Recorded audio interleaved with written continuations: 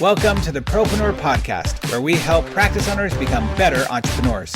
I'm your host, Dino Watt.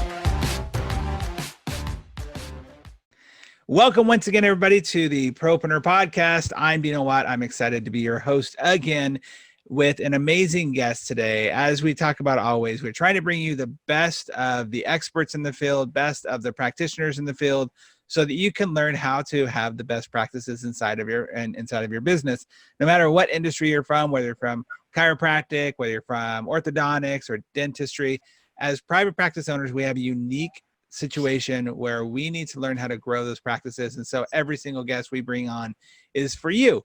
So hopefully you are also sharing this with your colleagues and your friends that you feel can use just a little pick me up in your day, a little bit more information, all of that knowledge that you never got in school, we're trying to deliver here. And our guest today is no exception. Our guest today is Mart McClellan. Mart, welcome to the show. Thank you so much, Tina. It's a pleasure to be here. Excited to have you, excited to talk to you about all that you've got going on. And on that note, just tell everybody a quick introduction about who you are and what you're all about. Yeah, I'm actually a unique bird in that I'm an orthodontist. I'm a practicing orthodontist, and I still practice. And but I'm also a financial advisor, and so it's a little different way of looking at things. But yeah, that was my. I was never expected to be a financial advisor, but we can probably get into that story a little bit later. Yeah, definitely. That sounds interesting because, boy, like, as an orthodontist, you are already taking on a lot of education, a lot of responsibility, and then you decide, I think I'll also do some financial planning. Put that out there. Well, where are you calling in from? Where you practice? I am in the north side of Chicago, in Illinois. Oh, awesome. So it's nice. Frozen tundra right now. Yeah, it's so cold with you. I won't make you jealous by saying I'm in Arizona. It's like 70 degrees out, so whatever. My wife was there last week. Oh yeah, nice. Well, tell us let's go into that journey right away. How did you go from orthodontics to including the financial planning side of things? Yeah, I went to Northwestern Dental School, and then I went on to University of Michigan in my residency program for orthodontics. And after about 3 or 4 years in private practice as an associate and then partner, one of my dental school classmates gave me a buzz on the phone one afternoon while I was treating patients and said, "Hey, I've met this advisor who's really helped me out with my finances." And he mentions that, "Hey, you may want to meet with him as well." So I said, "Okay, that sounds interesting." So at that moment, I was actually with my present advisor trying to make some kind of tough financial decisions moving forward with my wife. And I really didn't know what to do since, as an orthodontist / dentist, we're never trained on this information in our dental school training. And so I really didn't know what to do. And so when I met my now present partner, Tim Streid, he says, "Well, I've got this system or this process where I can actually analyze financial decisions prior to actually pulling the trigger and making that decision." I go, "Well, that sounds kind of interesting, because here I am in my present situation. I've got a conundrum where my present advisor sold me something years ago, and now he's trying to sell me something different, and I just didn't know quite what was right."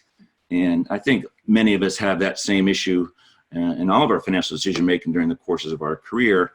And so he clearly showed me on his model that he had that what I purchased initially was the appropriate product, and the new product that's trying to be sold to me is nothing more than a sales product of the day. And that financial decision alone sort of changed my financial life. And so at that moment, Tim became my advisor. So my wife and I and my family, kids, used him as an advisor for 7 years. We went through the .com crash. Many of the people on this call have experienced the .com crash. Everybody was a genius back then, and everybody lost a lot of money back then. Yep. And we did quite well through that time. And so in 2004, I approached Tim and said, "Hey, Tim, this is information that's just not shared amongst my peers and colleagues. And we really need to get this information disseminated throughout the health professional world." And so he and I partnered up in 2004 and started Macro Wealth Management. And I've been an advisor since that time, since 2004. So it's been about 15 years now.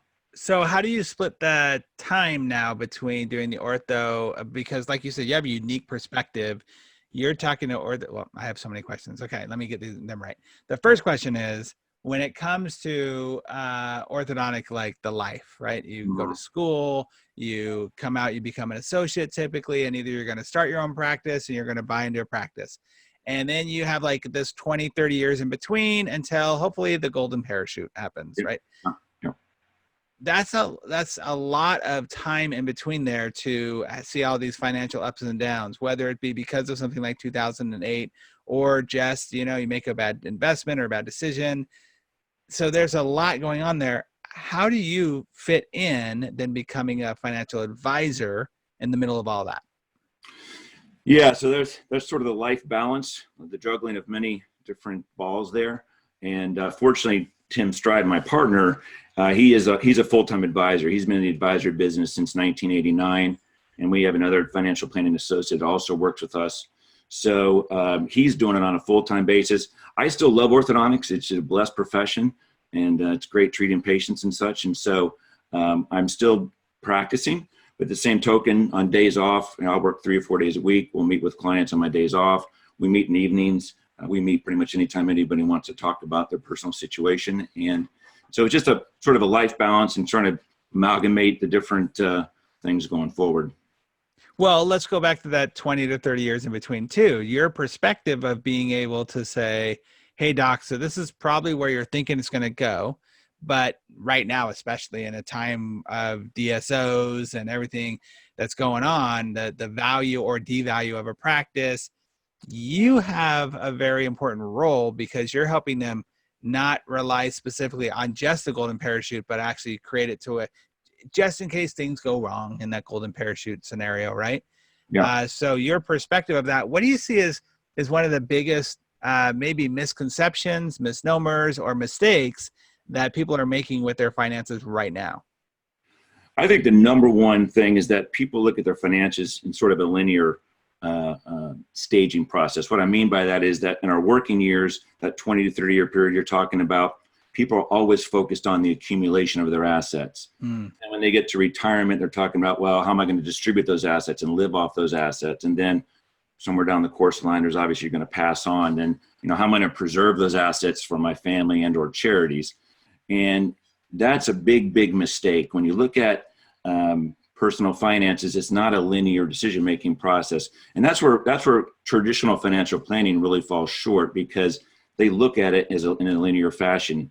And so what you need to understand is every financial decision that an orthodontist or any health professional makes, or any American for that sake, makes today, impacts each of those phases simultaneously. So if you're putting money into a retirement plan, that decision impacts not only the accumulation of your assets, it also impacts the distribution as well as the preservation. So you need to have some form of a mechanism to measure that decision and say, hey, is that the appropriate decision tomorrow?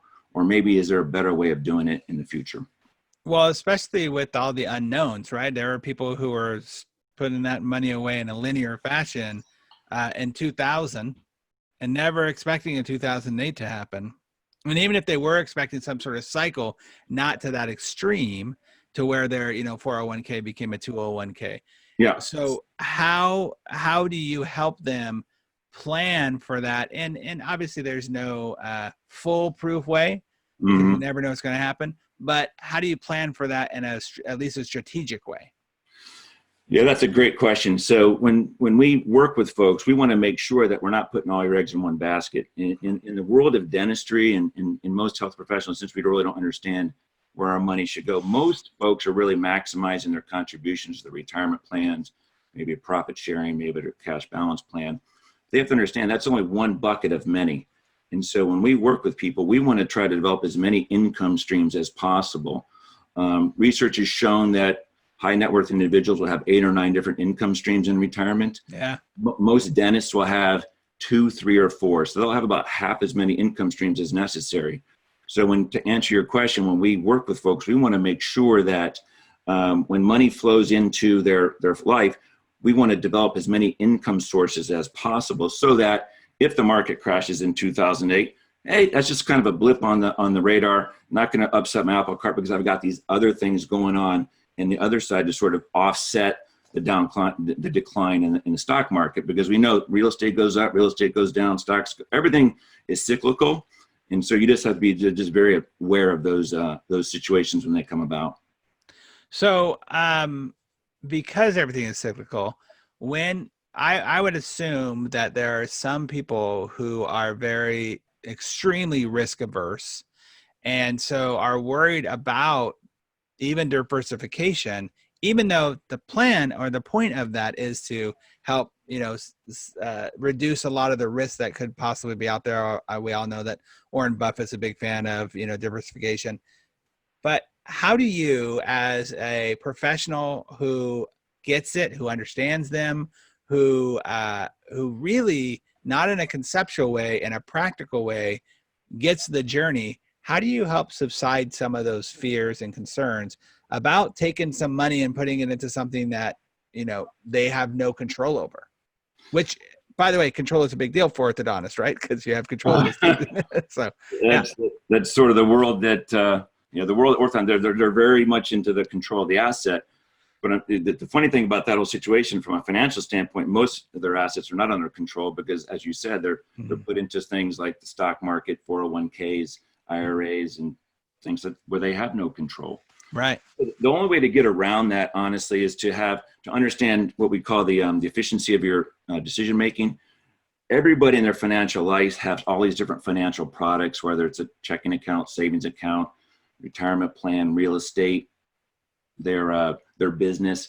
All these different issues create what we call a junk drawer, financial junk drawer, and they're all very inefficient or unorganized when they're not sort of put together in a coordinated fashion. So when you're looking at it in that particular way, there's a lot of waste and there's a lot of lost wealth just by the erosion of your money through inflation, taxations, market volatility, and such. And so when you're able to have a mechanism to take all those financial products and make them more organized, what you do is you're sort of getting a greater output for the same input. And by doing so, you can actually, for those conservative people, every single time you make your financial life more efficient or more organized, your risk always goes down every single time. So you can actually get a little bit more output than input. It's like when you take your car into the shop, when you get your car out, they'll change the plugs, they'll get you a new air filter, change your oil, antifreeze. You'll get the same car back, but it's much more efficient. You're getting more output, more horsepower. You're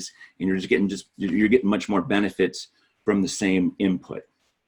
It's a really good analogy to help people see that it's really the benefit of them of tuning up their finances in a very powerful way.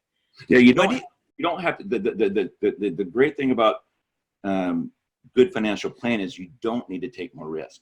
You definitely don't. You can actually take less risk and get a greater output if you understand the efficiency of your money at work. So what do you like seeing the most? Like, I'm curious to find out as you're helping these doctors out, or at least expressing to them, obviously not everybody's going to become your client, but you're at least giving them the education behind it. What brings you the most joy about what you're doing on this side of things, as opposed to the orthodontic side of things? Yeah. So as mentioned, I love orthodontics, but that's sort of my own little community. And it's just a lot of fun having an impact in all the little smiles in the world I live in. But this message is more global across the country. We have clients in over 25 states, almost 30 states now. And when these strategies are truly implemented well, there's a charitable piece on our back end that you can really give your money a purpose and an impact when you get down to the point of say, hey, listen, I want to give to my faith or my community or my church or your whatever cause you may feel, university, whatever it may be. And so that gives me great joy in knowing that if we can embed that into the planning process, that has huge impacts for society. And the beauty of it is that when you embed it into the planning process at the same time, so many times people feel I'd like to give more to charity, but I'm not going to have enough for myself in retirement. So, well, let's marry those two together so you can have both. We dedicate a chapter in our book to that. Nice. I would choose both. So let's give people some practical steps right now, because one of the things that I always want to try to achieve on this show is that people listen to it, they can go the next day and like, okay, what's one or two things or three that I can do that I can do immediately. It's not a someday thing, right? So many of us live in the world of someday. Someday we'll get a financial planner. Someday we'll start investing in things and never ends up showing up. So what can we do right now? Maybe 3 tips that you can give us to actually go into our office, go into our teams right now to help set our future up for more success. Yeah, I think the number one thing, and I think all the listeners on this podcast should do tomorrow, because every day is of utmost importance, right? Every day is, we all know it goes very fast. Yeah. I've been doing orthodontics for 25 years, and it's hard to believe. But anyway, feels like you just graduated. It really does. I mean, I'm actually officially an empty nester now. My daughter just went off to a gap year, and now my wife and I are here, together. It's great, but it's awesome. It's awesome. Absolutely. But I think to the point of the financial planning process, so many folks, they focus on, contributing to their retirement plan or putting money in thing, but they need to tomorrow or whenever they listen to this podcast, the next day, ask their advisor, how am I going to turn my assets, everything I've accumulated, into an income stream in retirement? That is critical. Whether you're 30, 40, or 50 years old, every single time we sit down with the client for the first time, we ask that question. As your president advisor, your accountant, your attorney, or any of your advisors talk to you about how are you going to turn this pile of assets into income in the future, and you'll usually get kind of a blank stare or just silence. And so it's, as mentioned, it's not linear, it's dynamic. So you need to know when you put money into this place, how is that going to give me more money in retirement? And I think just call your advisor and say, how are we going to turn my retirement plan into income in retirement? A friend of mine once said that it's the difference between having a financial historian on your team versus a financial planner. Yeah. Right. You want to, so basically the question you're having them ask is, what can we do to make sure that in the future, we're not looking back going, oh, I wish we would have changed that, right? And a lot of guys, I know I had one for a while who was a financial historian. I get to like January, they'd be like, well, let's talk about what happened last year. But it doesn't matter. It's already over. I want to know what I'm going to happen this next 12 months to make my money grow, to make me secure. Okay. So that's the first thing. And unfortunately, the ADA report on retirement has shown that every dentist or the average dentist will take about a 50% pay cut in retirement. Ouch. And so we all say, well, if you were a student in dental school and you got a 50% grade, that was a failing grade, in my opinion. Yeah. And yet that is the path everybody's heading down, because they never have the discussion with their advisor of how are we going to turn these assets into income? Yeah. Because everybody deserves, we call it full income replacement. You should not take a pay cut or have a change in lifestyle when you retire, because we work hard for our money. We want to make sure that you'll be able to, when you get to retirement, do the same, because you have to realize is that if you graduate from dental school around age 30 and you work to 65, that's a 35-year time frame. And longevity is our biggest risk in retirement. So people will be living to 100. So if you go from 65 to 100, that's another 35 years. So half your life is working, half your money has to work to retire and enjoy. So there's a lot of pressure on the assets if you don't understand how they're going to be utilized in retirement today. Well, I hope people heard that. Like if you're in the 30s at all, even 40s, and you're not really thinking this through this way, that you need to really understand. Let's think about your lifestyle right now. Whatever you're doing right now, if you're on your boats or if you've got your cool cars or you've got a nice house, just live on half of that. Right. They can't do it. Let's do it. Let's see how you would do it. Like this is what you're proposing for your future if you don't get this in line right now. It's totally right. Exactly. Wow. Yeah, it's an eye opener. And pretty much when we see people, it's always about 40 to 60% pay cut upon first analysis. Every time. Ouch, ouch, ouch. Okay, so number 2, what's the next thing they can do?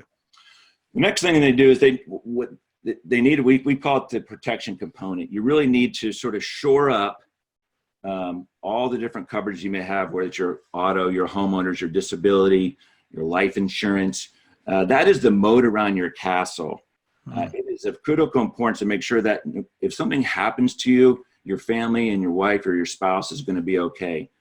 For a safe example, I had open heart surgery when I was 45 years old. Wow. I had an undiagnosed heart valve issue.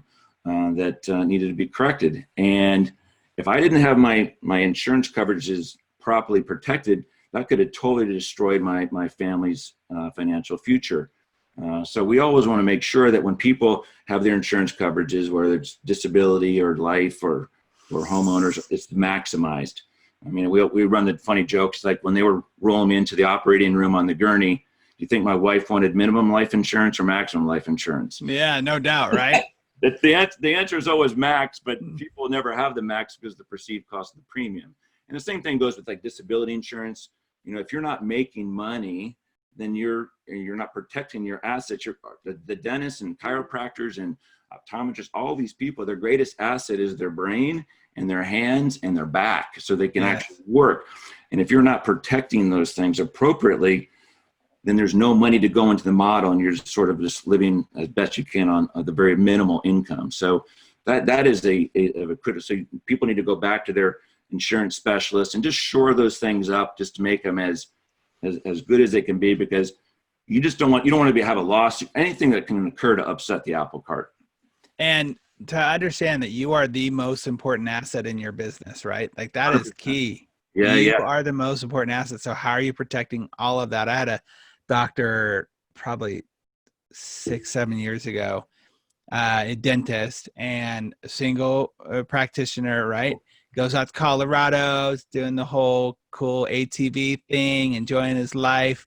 Boom, hits a bump, flies over the handlebars, breaks both hands. Yeah. Like that was a 6 to 8 week. He couldn't do it. He couldn't do anything. And that's the type of thing you have to be protected of. And I know we all think it's never going to happen to us. It's never, it's somebody else. So I've heard that story, and you've all heard the story. Look, that's a minimal story. I know every single person listening to this podcast could come up with 3-4 different stories of friends that they've heard about, friends that they know that whether they hurt themselves or drop dead. Yeah. And we've got to protect that after you or in between you when you're hurt, right? Making sure that that's there. It's so crucial. I remember as a newly married with my wife and no kids yet, we had life insurance way back then. Just because we just knew I wanted to make sure she was protected, whether it be just funeral costs or whatever. And I was making nothing. Like I was making like $1,000 a month or whatever. It was terrible. Matter of fact, there was a time in our life where my wife had told me, you're worth more dead than alive. And it's true. Like I was.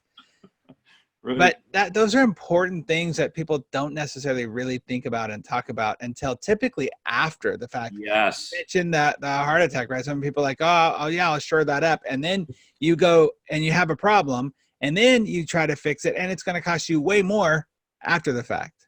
Yeah. It's not a sexy conversation. No. People love to talk about, the hot investment or where should I put my money? But it doesn't really matter if it's not protected appropriately. That's true, right? They should be sitting around their study clothes being like, dude, you should check out the life policy I just got it myself, man. It's so amazing. Awesome. I just upped myself by another $500K. That's what they should be talking about. Right. It's so vital to understand that. Okay, so that's 2. Number 3. Number 3 is, for me, unequivocally on the investment side, we are fiduciaries. I think having a fiduciary as an advisor is critical. There's only about 10% of those folks out there that are fiduciaries. But on the investment side, I think it's important that it's not necessarily the investment that's important. It's the strategy behind the investment. What is your investment philosophy? I mean, do you believe in, getting in and out of things, or do you believe in managing it through an index or passive management? You need to have a philosophy and stick to it, because if you don't have that underlying strategy, then you're all over the board and you're making financial decisions based on emotion. And we know where emotion takes us from an investment standpoint. It usually leads us down a very, very bad path. Yeah. So we believe that, in order to keep clients in their seats, they need to have a very, very sound philosophy on how they invest their money, whether it's in a retirement plan or outside retirement, so that when in 2008 occurs, because we know things like that have occurred, we've all been around long enough to understand that, we need to know that we can keep them in their seats and they're not going to get upset like, okay, we're going to get through this because we have a strategy in place to get through that. Absolutely. It's so important. And to have everyone, that fiduciary, talking to everybody else in your team. I often talk about having a board, right? In your business, you need to have a board, and that board needs to be talking to each other. So your attorney, your estate planner, your fiduciary for your financial planning, all those guys need to know what your vision and your philosophy is and what you want out of it, so they can help you get there. So crucial. It's funny, you know, when you're talking about the 2008 thing, I know we mentioned that a couple times, but unfortunately, I think it's kind of like, well, anything in life. Once the further we get away from it, the more it's kind of not real, or it's like, oh yeah, I remember that time. That's an extreme case. I think what hopefully people are taking away from this is understanding that it doesn't have to be necessarily 2008 to happen. It could be any tragic event in your life. There's so many variables in life in general that you never, it could be embezzlement. There was a doctor I had once out of Colorado. I was so sad. He had someone in his office embezzle his entire retirement. Oh, the entire retirement savings. I was like, she had too much access, obviously, but embezzled the entire, and it was gone. Like she spent it. It was gone. Holy smokes. Right. So you never know what's going to happen. You need to make sure that you're protected that way. You know, 2008 is an extreme, but you know, even what people don't understand is even a 10% loss, 20% loss, right.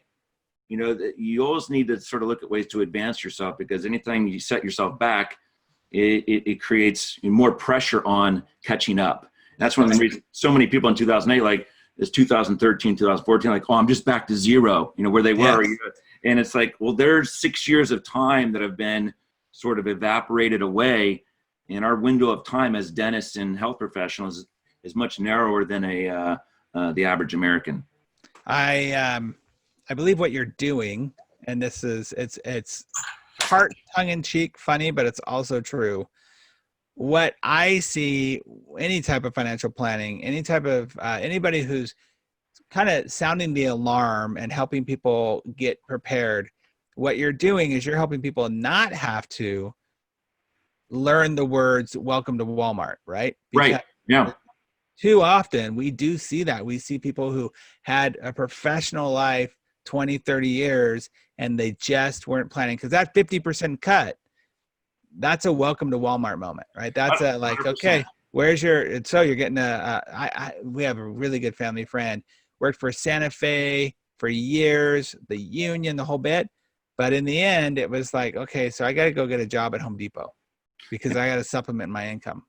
100%. It's there's two pieces in that comment, in that, you know, some people, the greatest fear in retirement, more than death actually, is running out of money. Yes, for sure. Because they're so scared. And then sometimes and fortunately in orthodontics, people love orthodontics. Most orthodontists we work with, in dentists too, they love the profession. But I think most of them they say, I want to work longer. I think that's sometimes an excuse for maybe poor planning. I think most people could say, I think it's more valuable to say, I go to work because I want to, not because I have to. Yeah, for sure. Position yourself to 55, 60, you're good to go. But you still work. That's awesome. You're still giving back to the community. That's fantastic. But, you know, do it on your terms, not you have to need terms. So important. So important, man. I hope everybody took some notes, is willing to do the 3 things that we talked about here, because it is so important to have yourself and your family protected. Really, it's even not about you. It's about your family and your legacy that you're leaving there, your business, making sure everybody's protected in those ways. Because as we talked about with the insurance, right? If you don't have the right insurance and you're out of work, well, so is your team if you can't keep working and you don't have that insurance behind you. So it's so important. So we've come to a place in our show where we actually go through 6 quick questions, kind of rapid fire, just to get people's information a little bit more about you. Are you ready to play? The troll. Awesome. So the first thing is what is the number one thing that you wish they would have taught you back in graduate school? I wish they would have taught me more, not only on the business, but also on the financial side. First of all, they don't teach us anything on how to build a business, things like that you help your clients with. Yes. And they also don't tell us, you know, how to manage our money from the get-go. And in this day and age, with these kids coming out, the student loan debt crisis is a big problem. So and I wish they would, and I had a ton of student loan debt at that time as well, but not like today. And so I wish they would have taught me how to manage that debt better when I was first getting out. Yeah, sure. They're probably not teaching that because they don't want you to wake up and realize, what the heck am I paying for? Like, yeah. Seriously. It's not unusual to see $400,000, $600,000 of student loan debt for some of these kids. It's amazing. It's really, really amazing. Now, before I ask you this question, because it's going to be about books, please plug your book real fast. You have a book out there that everybody should grab. Yeah, we just released our book. Got a little copy here called Your Retirement Smile. It was launched on Amazon just last month. And so awesome. Yeah, it became a bestseller last Friday, so we got very excited about that. Congratulations. That's awesome. This past Dave Ramsey, which was kind of fun. Nice. And, but the premise of the book is it's the treatment plan for no pay cut in retirement. So you should have full income replacement when you go to retirement. We call that the gold standard. And not only have full income replacement, have some guarantees in there as well, so that no matter what happens, you can't run out of money. And then at the same token, we call it the triple win. You have the opportunity to give to charity if you so desire. So awesome. Well, the second question I typically ask is, what is a book that every private practice owner should read? But I'm going to answer that for you. I think everybody should go to Amazon right now. Your Retirement Smile. Get that book. It's a #1 bestseller. That's amazing. I love it when it's bestseller, when it's bestsellers, and you've been able to. I know how hard it is to do that myself personally. So that's great. So everybody run out and get that book. It'll also be in the show notes. We'll link it to the show notes so people can link on that as well. Another book I like too. I love the Go Giver book, the Go Giver series. Go Giver. That's a good book. Yeah. Yeah. So we do that too. So in my book, The Practice RX, I talk about team culture and team performance as the foundation of business growth. As you go around and you talk to practices or you're talking at events, what do you see as the biggest challenge that private practice owners have when it comes to their teams and office culture? I think the biggest, it's going to be the difference between the people who can survive in this environment and the people who have to sort of go down other paths. Mm-hmm. We all know. In order for teams to survive, one of the things I wish I would have done 20 years ago, and I did not do, is engage somebody on a practice consultant standpoint right from the get-go. And I think even today, and this, the day of just hanging your shingle and being successful is over.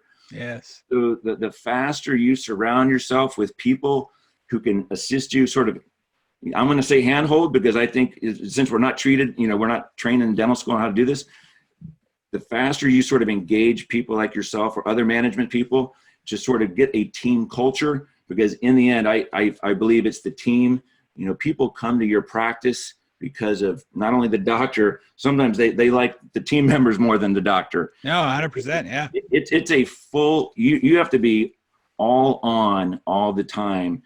And it's the culture that creates, I think, that the practice growth moving forward. If you want to differentiate yourself from, all the other things that are going on. Well, it's interesting because you totally separate yourself from the stuff that's happening right now with the DSOs or the corporate stuff that's happening. Absolutely, for sure. Before we get to the last two questions, what are the fourth question is actually, how can people get a hold of you besides going to get your book, which they're all going to go rush out and do right now on Amazon? Yeah, thanks. Appreciate that. Probably the easiest way is through my email at Mart, M-A-R-T, @macro-wealth.com. That's my most easy, accessible way of contacting me directly. All right. We'll have that linked as well. Mart@macrowealth.com. Yes, sir. Right. Yep. Awesome. Very cool. All right. So this is a bit of a tough one, but that's the top of your head. The best advice you've ever received in business or in life?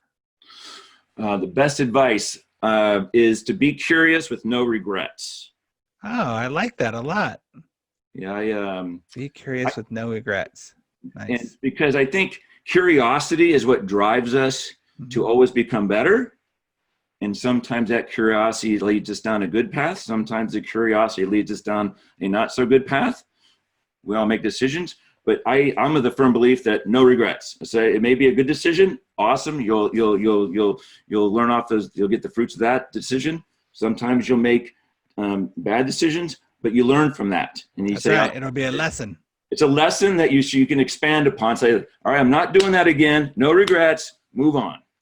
In the book, The Road Less Stupid, I'll just tell this quick story. Keith Cunningham was talking about how he lost $100 million, right? And he was on this radio show in Scotland. And before the show started, the guy said, "Hey, are there any questions you don't want me to ask?" He said, "Yeah, don't ask me what it feels like to lose $100 million." And of course, as soon as they get on the show, get on air, he says, "Hey, so what's it like to lose $100 million?"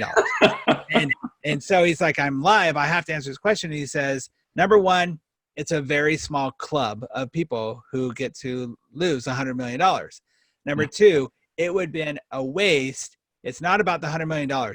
It's about what I learned from losing $100 million. And if I didn't learn, then I've lost $100 million." Right. So it's a seminar you're going to take one way or another. Yeah, it's fantastic. That's fantastic. Yeah. Okay. Last question. What's the best resource or tool that practice owners can use to grow their practice? I sort of alluded to that before. I think the resource is engagement of a team of advisors. I think you need to, I can see what you can't see right there outside the jar.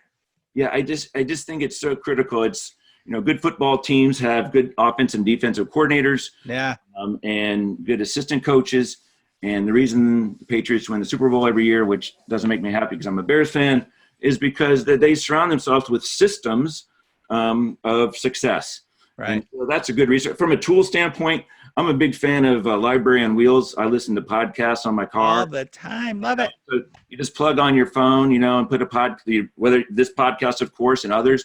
Yeah. I think, why not spend half an hour when you're driving to work or, driving on to a vacation spot, plug in and listen, as opposed to listen to some of all the crazy stuff on the radio. So I'm so a fan of that. I'm a big fan of my University on Wheels is what I call it. Even last night, I mentioned before we got on the air that I drove from Vegas to Phoenix last night. And at first it's like, long drive, 4 hours. And then afterwards I'm like, oh, I get to finish those books that I've been wanting to listen to. Right. Great. So we did. It was great. Well, Mart, thank you so much for spending some time with us and sharing with us your expertise. You obviously have a ton of experience and a ton of knowledge for people. Please, if you're listening to the show, reach out to Mart. Make sure you go and buy his book on Amazon. Make sure that you reach out, ask him any questions, and see, even if he can point you in the right direction. It's not even a matter of hiring him. It's a matter of understanding that he can point you in the right direction of where you need to go. Absolutely. Would love to help. Thank you so much for being a part of the show. And for those of you who have listened to this show, even if this was your first time or your 21st time, make sure you share this with a colleague who might need some answers that they're not getting elsewhere. Once again, our goal here is to help you be more proactive, productive, and profitable in all areas of your life and business. Thanks again for listening to the Propreneur Podcast. Thanks so much again for listening to the Propreneur Podcast. We really appreciate your support. If you haven't subscribed already, please make sure you do so. Also, if you feel like you might be a good fit for our podcast as a guest or know somebody who you think would be, go ahead and email us at dino@dinowatt.com. Again, thanks for support. We'll see you on the next episode.